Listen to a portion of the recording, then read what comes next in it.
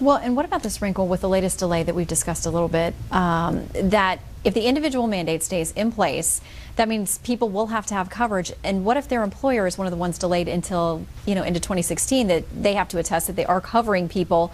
What does that person do? Where do they go?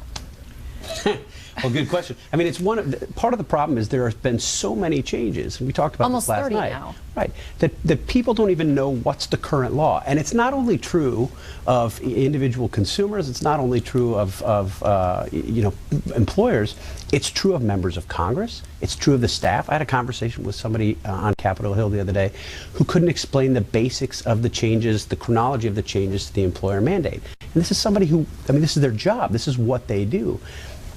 I think the more that people are unsure about what they have to do, the less likely it is they'll do the kinds of things that the law created as incentives or disincentives. It's true of individual consumers. And remember it's true of how employers. Democrats were complaining that when Republicans were trying to overturn Obamacare, it was somehow unpatriotic because it was an attack on the law of the land.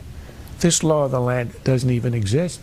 It exists in Obama's head. It's whatever he thinks. He wakes up in the morning and decides what the law is going to be. That, as an understatement, that's not the way it's supposed to work.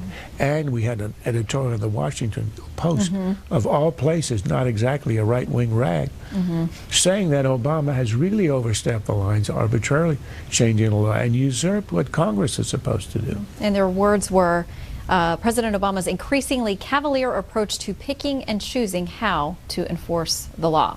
We'll talk a little bit more about that, but we have another topic to add.